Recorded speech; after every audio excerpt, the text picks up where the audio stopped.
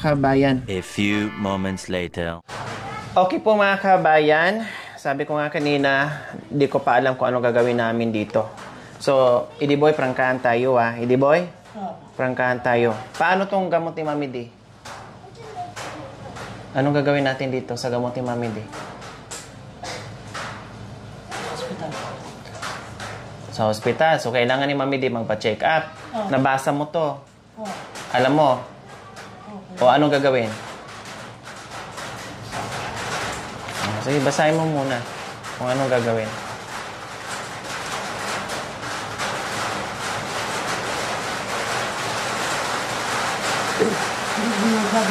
So, hindi mo mabasa.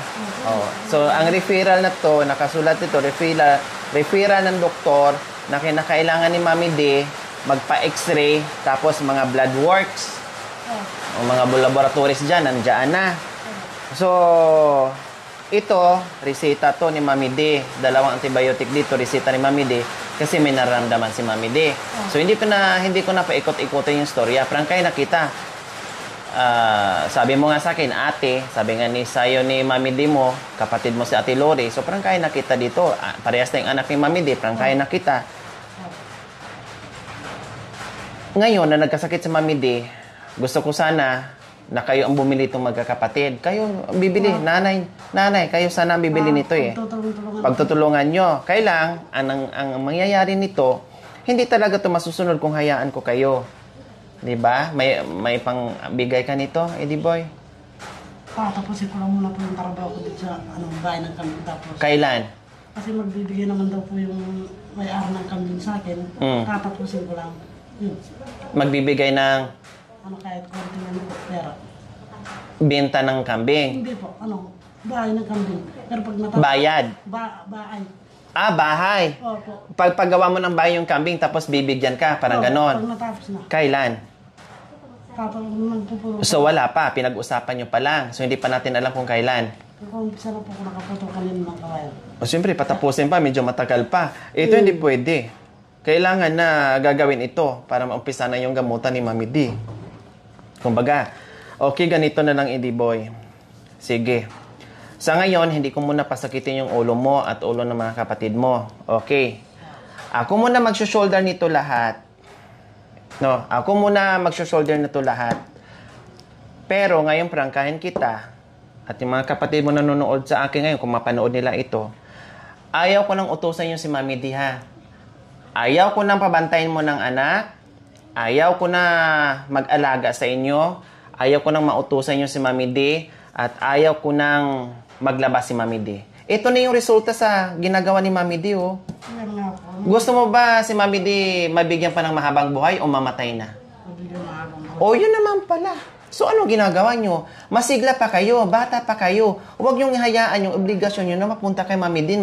Di ka naawa sa magulang nyo. Na ganyan ang sitwasyon, kay payat-payat, masakitin. Yan ang gagawin nyo? Ako nga na ngayon lang sumaltak sa buhay ni Mami D. Hindi ko nga matiis na ganyanin si Mami D. Ikaw pa kayo na mahabang buhay na nagsasama kay ni Mami D. Okay lang ba sa iyo, Idiboy? Narinig mo sa akin na ayaw ko nang utusan magbantay ng bata. Ayaw ko nang utusan na maglaba. Ayaw ko na lahat. Ang gagawin ni Mami D dito, kakain, tulog, maglinis-linis dyan sa mga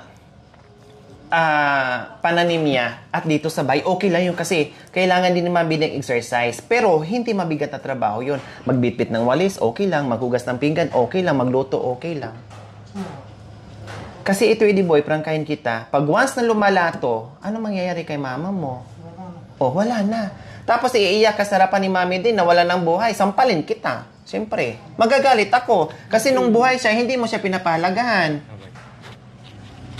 Diba? Tama ba ako? Tama po.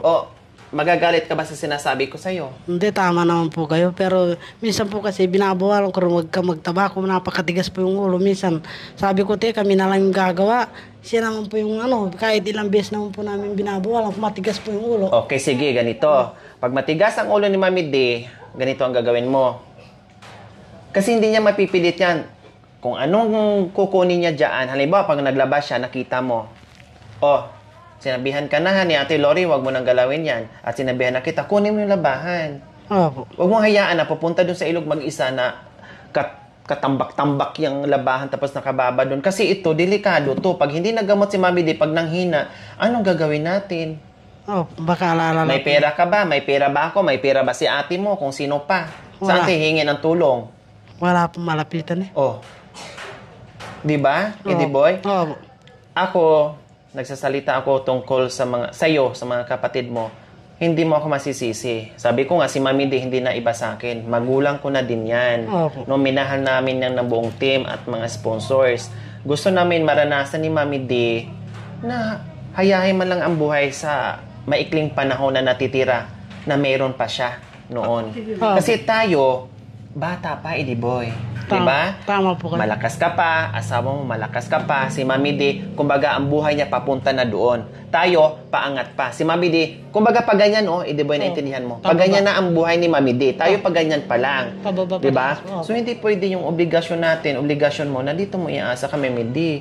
Hindi biro yung magbitbit ng apo o anak mo, no? Na karga-karga, minsan naabutan ko si Mami D habang nagwawalis, karga yung bata. May ginagawa, karga yung bata. Hindi na, maganda ugaga na si Mami D. Kaya nire-request na si Mami D ng x-ray kasi may nakitaan to o iba pang mga laboratory. Kasi si Mami D, yung gamot niya dito, nakitaan to. Wag naman sana. Baka mamay may TB si Mami D. Wag naman sana, no? Wag naman sana. Kumbaga kahit yung mga bronchitis lang, something like that. Yung chuchu-chuchu, no? Opo. Kasi delikado yun, no? Kaya nga ipa-x-ray ko si Mami D soon as possible. Pupunta kami ngayon ng bayan, ibibili ko ng reseta, lunukin ko muna yung sinabi ko na ayaw kong gumastos pero hindi ko matiis si Mami D. Pero, Eddie Boy, pag once na malaman ko pa talaga na maglabas si Mami D at mapagod si Mami D sa iyo o sa mga kapatid, hindi ko na sasagutin. Kayo ang pupuntahan ko, kayo ang gagastos sa lahat. Pag halimbawa na hospital si Mami D, kasi pinagbigyan ko na ngayon eh. O sige, ako muna ngayon bibili. Ako muna ngayon ito lahat. Pero pag once na nagkasakit pa sa Mami D at gumaling dito sa Mami D and then hayaan nyo magtrabaho, kayo na magpapagamot ha. Kayo na magbitbit sa hospital ha. Opo. Kasi pag hindi nyo gagawin, siyempre, Opo. magbubunga nga ako araw-araw dyan. Talagang ipapabitbit ko si Mami D doon sa hospital. Ano sabi, anti mo kung kayo Di ba? Naintindihan mo, Eddie Boy? Lalo ka na kasi ikaw nag-iisang lalaki sa pamilya. Dapat ikaw number one ay mag-care sa magulang mo. Ako nga sobra-sobra nga yung pagmamahal namin na Mami D.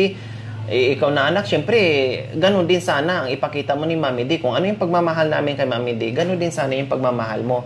Ang hirap, Eddie Boy, na walang magulang. Yung mga kameraman natin, maaga silang naulila. Syempre, walang mga magulang maagang naulila. Ikaw, pasalamat ka. Kasi kahit sobrang hirap ng buhay, kahit sobrang bigat ng hinaharap sa buhay sa araw-araw, may magulang ka. Tapos pinababayaan mo, gusto mo magkasakit na magkasakit. Ako, Eddie Boy, bunso din ako. May nanay, magulang ako, pero never kong mautusan. Mama, pakiano nito, mama, pakiano nito. No, hindi, Eddie Boy. Hindi ko nagawa yan sa buong buhay ko. Siguro nung maliit ako, oo. Pero nagkaedad ako ng 14 anyos, wala na. Hindi na ako nakautos. Hindi ko na natandaan na inutusan ko yung nanay ko ng ganito, ganyan, ganyan. Okay? So, okay lang sa Eddie Boy, ha? Ako muna nito bahala ngayon kasi hindi ko matiis si Mami D. Hindi ko matiis si Mami D na iwanan ko dito na uwi ako ng Pangasinan na hindi makaumpisa inom ng gamot. Opo. Pero sinabi ko kanina, sabi ko, hindi ako sasagot. Kayo ang pasasagutin ko yan. Kasi kayo ng utos ni Mami D. Hinayaan nyo lang si Mami D dyan eh. Kaya napansin mo, hindi na kita kinakausap. Ano po kasi, minsan sabi ko, pahinga ka lang dyan. Ayaw naman. Hindi na kita kinakausap, hindi na kita pinapupunta dito kasi siyempre mainis talaga ako sa'yo. Dahil parang pinabayaan mo lang si Mami D, hiya mo lang. Biro mo yung dugo niya, ito 80/40. So sobrang hina yan. Kaya nire-refer siya sa doktor, sinabihan siguro siya na magpa-admit o whatsoever, hindi ko alam. Baka mamaya salingan ng chuchu, ganito, or palakasin lang immune system, palakasin lang yung katawan niya, etc., etc. Ayan, nakita mo, 80/40. Opo. Oh. Diba? So, ganito na lang, Eddie Boy, ha? Ang usapan natin is usapan, kasi ito seryoso to. Pag hindi to nagamot, pag hinayaan ko kayo, kawawa si Mami D. pag hindi ko gagawin. Opo. No? Gagawin ko to, alang-alang kay Mami D mo, ay kay Mami D. Pero ang gusto kong linawin sa iyo, ayaw ko na nandito man ako o meron man magsusumbong sa akin o wala. Ayaw ko nang utos-utusan yung si Mami D. Bagkos kayo pa ang mag-alalay dito ni Mami D para kahit papaano naman makarelax yung katawan niya. Ayos yun, Eddie Boy. Opo. Okay. Kahapon yung binigay mo pong pera, nag-anap ako ng kulong-kulong para Oh, magkatubig siya. dapat yun ang gagawin mo. Yun nga po. Ginawa ko. Halimbawa, si Mami D, hindi dapat maglaba. Ipaglaba kayo o ipag-igib kayo. Bagkos kayo ang maglaba ni Mami D, bagkos kayo ang mag-igib ni Mami D, para hindi niyan magagawa. Tulad ng ginagawa ko noon na pinaglaba ko, pinagsilbihan ko yung mga magulang ko. Yun din dapat ang gagawin mo, Eddie Boy. Ha? Tapos, ayaw ko nang, gaya ng sinabi ko kanina, huwag mo nang antayin na mayroong nagsasabi sa akin. Kasi meron akong dito eh. Huwag mo nang antayin na may magsasabi sa akin na ganito naman ang ginagawa ni Mami D, yung pag-iigib at paglalaba. Kasi bawal na kay Mami D ngayon sa sitwasyon niya. Siguro nakita mo naman, tumanda ka na. Nagkaroon ka ng edad at pamilya, nakita mo na yung ginagawa ni Mami D sa inyo, Eddie Boy. Diba o? Pahingahin mo naman si Mami D para naman kahit papaano maikli lang ang panahon ni Mami D, makapahinga naman din siya. Diba? Hindi yung habang buhay, hantungan na lang ba ang papahingahan ni Mami D? Hindi na siya makarelax habang nabubuhay, maramdaman niya, matamasa niya kung anong buhay niya ngayon. Oh. So, wala nang ganun, Eddie Boy, ha? Sige. Okay. Kinausap kita ngayon, no? Opo. Kasi, explain ko sa'yo at one-on-one tayo nag-uusap. Kumbaga, anak sa anak. Kasi tinuturing ko na nga magulang si Mami D. No? Anak sa anak na nag-uusap tayo na pagbawalan muna kita. Pagbawalan, hindi muna. Pagbawalan na talaga kita habang buhay na hindi mo na utos-utosan si Mami D. Huwag mo nang payagan na maglaba, huwag mo nang payagan na sige, karga-karga ng anak mo o ano pang mabibigat na trabaho para dito kay Nanay D. Kasi pag once na bumalik yan, pag nagamot natin, mas malala, mas matindi, mas delikado. Kasi pag hindi ito nagamot mga kabayan, magiging komplikasyon to. Kasi ano nangyari sa mother-in-law ko, father-in-law ko, ako din nag-alaga. Mula nung nabuhay, mula nung nagkasakit, sa ospital, namatay, inilibing, ako. Di ba? Kaya alam ko na ang mangyayari nito. Ayaw ko nang maranasan yun. Ayaw ko nang maano yung kay Mami D. Iparanas pa. Iparanas pa niya kung ano yung mga kananasan ko doon sa mga ibang pasyente na naging pasyente ko. Okay, sige, Eddie Boy, gano'n na lang. Maliwanag tayo. Okay lang sa'yo. Ayos lang naman po. Tama naman po kayo. Hindi naman po sa minsan kasi po, nasa kanya po naman yung katigasan ng ulo. Kahit ilang beses po sabi sa kanya, huwag kang magtabako ng tabako. Pinipilit Sinabi ko na rin kay Mami D ngayon. Mami D, sa bahay kasi mga kabayan, isa din sa umalis Mami D, prangkahin ko na rin si Mami D. Isa rin si Mami D na hindi masyadong nakatagal sa bahay. Kasi nga, syempre, naintindihan ko naman siya sanay sa UC. Kahit sino naman talaga, no, hindi makatiis. Kasi sa bahay, talagang siya. Pa-isa-isa lang talaga. Nung una, pa-isa-isa hanggat sa isang linggo, siguro 1 o 2 beses na lang talaga dumating talaga sa punto. Tapos dumating pa sa punto na talaga sa isang linggo, wala na. No? Kaya siguro si Mami D, siyempre, gustong umuwi dahil hinahanap-hanap yung bagay. Kasi naranasan ko rin yan sa mother-in-law ko. No? Alam niyo po, nung naalagaan ko, hirap din ako nag-adjust doon. Kasi sanay din sa UC, smoker din yung mga kabayan. Natanggal ko, ganyan. Napataba ko, napagaling ko, napataba ko. Pero nung umuwi na ng probinsya, nawala na ako, na walang ibang makagawa doon sa ginagawa ko doon sa aking mother-in-law. Bumalik sa bisyo, nung binalikan ng sakit niya, tuloy-tuloy na. Naging komplikasyon niya, hanggat namatay siya, wala na. Pagka na lang ako ng doktor, sinabihan lang ako ng doktor, kahit sabihin mo pang marami kang pera, wala nang magagawa yung pera mo. Dito na, nagkaroon na ng tanning. So, anong gagawin ko? Wala na. Di ba? So, si Mami D ngayon, ganun din. So, Mami D, prangkahin kita, habang gusto mo pa, mahal mo yung mga anak mo, yung mga apo mo, kung gusto mo pang mabuhay, isipin nyo po ng maigi saan importante yung buhay mo o yung sigarilyo. Sigarilyo, buhay. Buhay, sigarilyo. Diba, Mami D? Okay. Sabi ko nga sa'yo, Mami D, masarap mabuhay, mahirap magkasakit pag walang pera. Diba? Hayaan ka lang dyan sa tabi. Paano pag wala ding anak na mag-aalaga sa'yo? Anong gagawin sa'yo? Mamaho ka dyan sa gilid. Diba? Huwag mong antayin na mangyari din yon. So ngayon, wala naman ng problema sa bahay, sa pagkain, no? At yung UC na lang, and then harapin natin to. Babalikan ko. Unahin ko muna ngayon yung reseta, yung mga gamot mo, and then to follow yung mga itong mga laboratories, no? At yung x-ray para makita natin, malaman natin kung ano ba talaga, may tama yung baga o wala. Kasi nagsinungaling nga si Mami D kanina sa doktor na hindi daw siya nag-UC, pero hindi naman yan madalas sa pagsisinungaling. Kasi yung machine, hindi yan pwedeng dayain. No? Malalaman at malalaman yan. Tapos, pagbalik ko dito, isama namin siya sa ospital para gagawin itong mga laboratories na kailangan para sa kanya. Okay. So, ayan ni Diboy ha. Kinausap na kita pati doon. So, gawin na natin. Huwag puro oo. Action. No?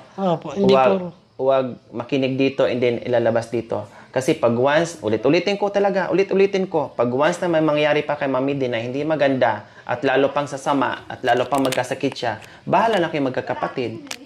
Okay na bahala. No? Maghanap kayo kung anong gagawin yung paraan na madugtungan ang buhay ni Mami D. Labas na ako doon. Hindi na ako aawayin ko na lang kayong magkakapatid. Oh. Opo. Siyempre, magagalit ako. Wala naman akong buong nakilala ko sa Mami D. Wala naman kaming ginawa kundi mahalin. Ganun, kasi alam ko yung buhay niyang pinagdaanan. Diba? Kaya, yun na lang talaga ang gagawin namin ni Mami D. Kung ano yung pwede namin mabahagi o maitulong, nagagaan sa buhay ni Mami D, gagawin namin. Ang pakiusap rin namin mga kabayan, yung mga anak, sana yung ginagawa ko ganun din. Para masaya. Para madugtungan pa buhay ni Mami D. Diba? Kasi sayang, binigyan natin ng magandang bahay and then magkasakit. Butin lang sana, din lang bahay ang binigay natin. Diba? Kaya nga binigay natin to para maranasan niyo yung buhay na hayahay muna. Hayahay. Kain, tulog. Ayuda, continuous naman. May sponsor o wala, continuous yung ayuda. Nandito kami.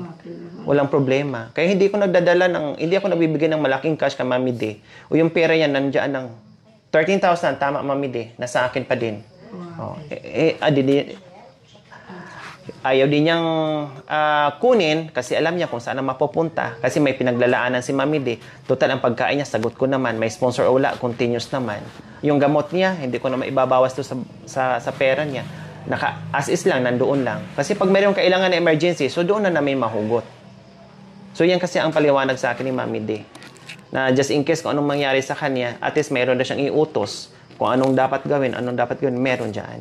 So, nandyan pa rin ang pera ni Mami D. 13, dapat 14.5 ata yan kung hindi ako nagkakamali. Siyempre, nabawasan lang yan ng minsan 500, 1,000, ganyan. Ngayon, nabibigay ako ni Mami D, kunti lang, hindi na libo-libo. Kasi mauubos lang yan kung saan mapupunta. Importante may pagkain. Ako naman nagbabayad ng kuryente. Tubig, dinadalhan naman namin tubig kung walang nag-iigib. Boy, nag-iisa lang si mama mo dito. Pag igib mo, tuwing punta mo sa igiban, kailangan mayroon kang bit-bit para dito kay mama mo. Nag-igib po. Kung may pera man si mama mo o wala, oras ng tag-igib, pag nag-igib ka, kailangan iwanan mo kay mama mo ito. Mag-iwan ka ng 2 o 2 jug. Okay na yun, kahit papaano mag-sign. Hindi katulad nung nadatang ko dito sa Mami D nung nakaraan, yung may kiti-kiti na tubig ng ulan, yung pinangsaing ni Mami D. Nakita ko dyan. Kahit di pa sabihin sa akin ni Mami D, nakita ko dyan. Yung pinangsaing dyan ni Mami D, kiti-kiti. May kiti-kiti, tubig ng ulan.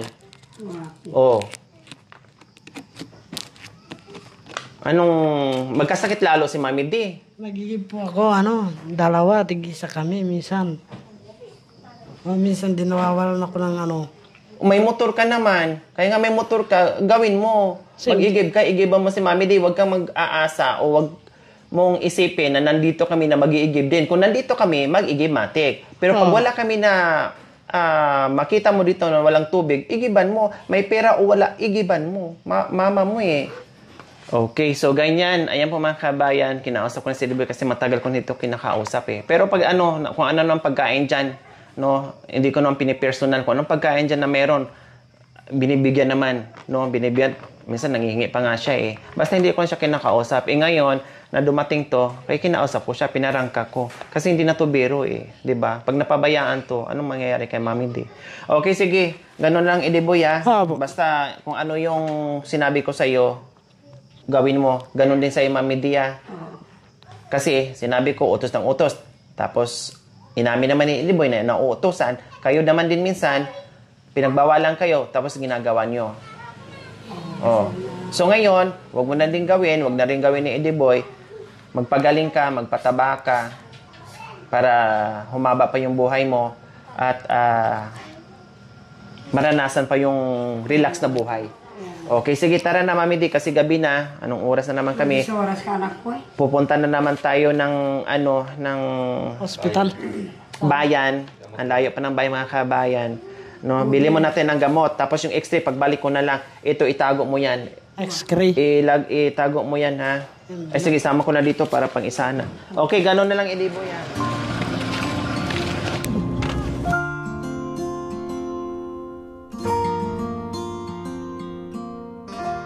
So, ayan po, mga kabayan. Kasama natin si Mami D, bili natin ng gamot. No, nandito nga po yung mga reseta niya.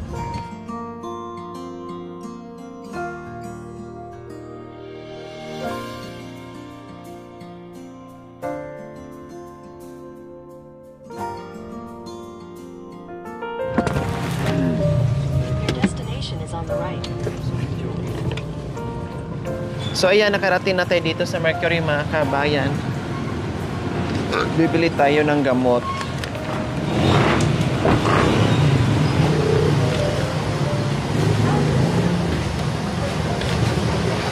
An hour later. Yung kulog. So ayan po, mga kabayan, nakarating tayo, hindi nakuha sa isang oras. Almost 1.5 hours po, mga kabayan. No, bago tayo nakabalik dito. Ganun po yung sakripisyo dito papunta kay Mami D. Kaya tara, nakabili na tayo ng gamot. I-explain ko lang, no, kung paano ang oras sa pag-inom dito sa gamot ni Mami D. Kasi antibiotics to, so hindi pwedeng palya-palya, no.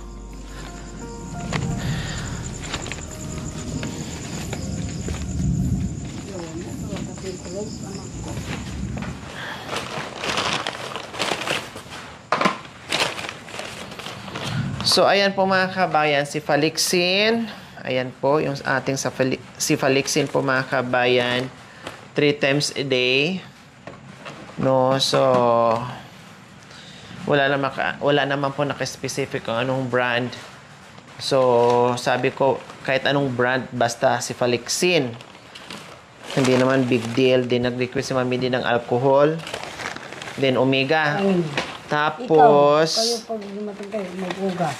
si Falixin, and then yung itong Ambroxol. So, ang nabili namin ito, Mami D, kailangan ito, sana, 7. Kailang yung Mercury na ubusan na 6 na naibigay, pero nakanota man dito, bibili na lang ako ng isa para makumpleto kasi 7 days yan. No? So, ayan, mga kabayan, nabili na natin. Tapos to follow na lang yung x-ray natin at yung mga blood works, etc. Chuchu. No.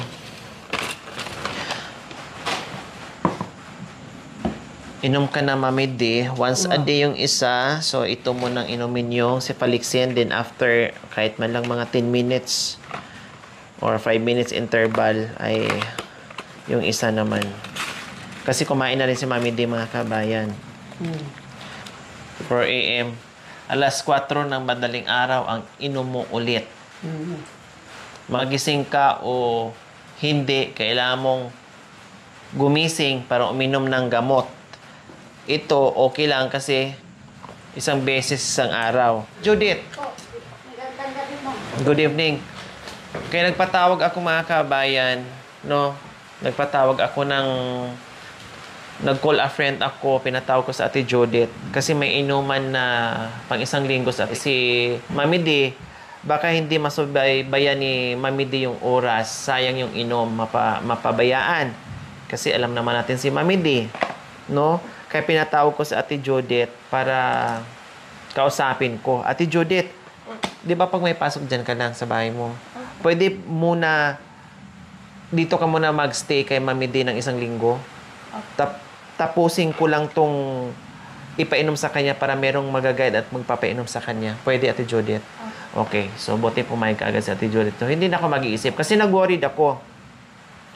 No, nag-worried ako na iwanan lang si Mami D na walang mag-guide dito sa gamot niya. Sayang, walang magpapainom.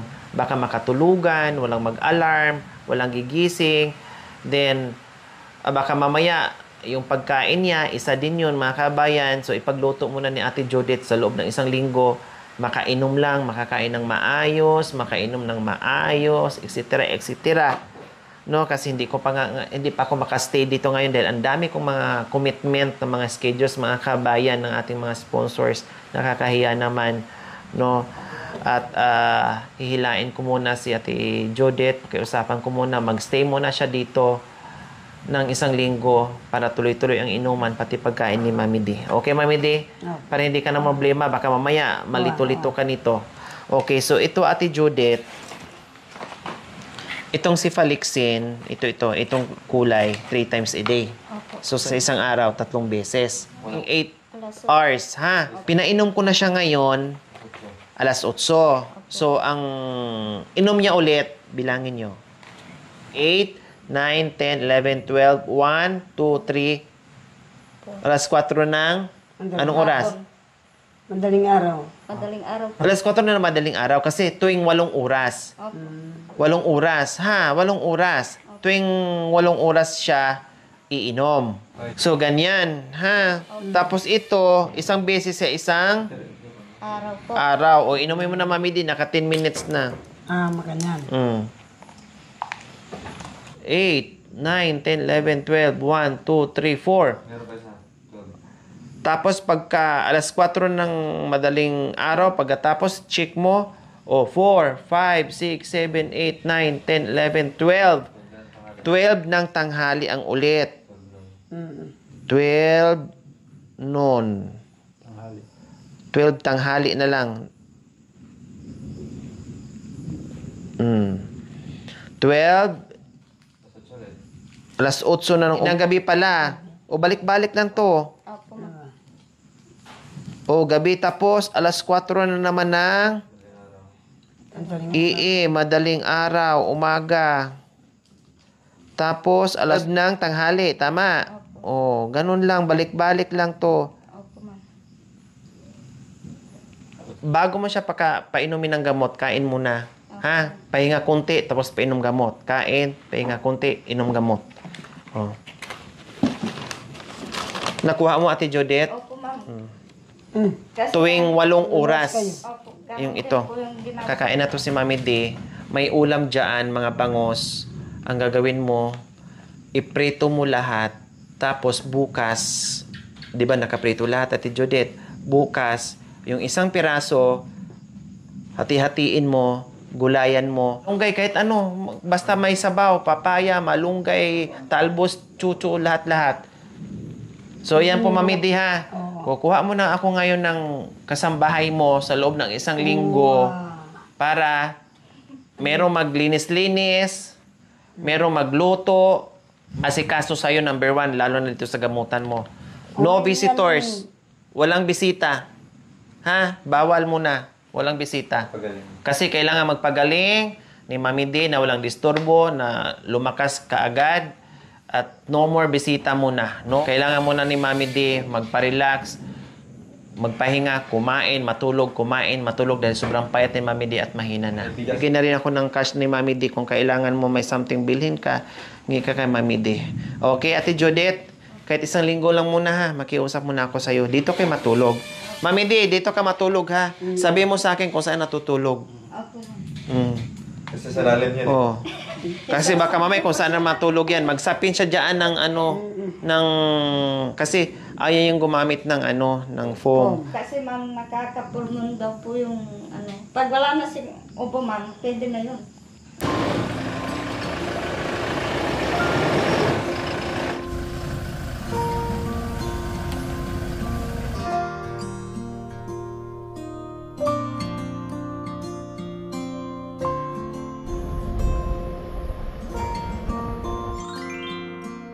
Thank you for watching. Don't forget to like, share, and subscribe.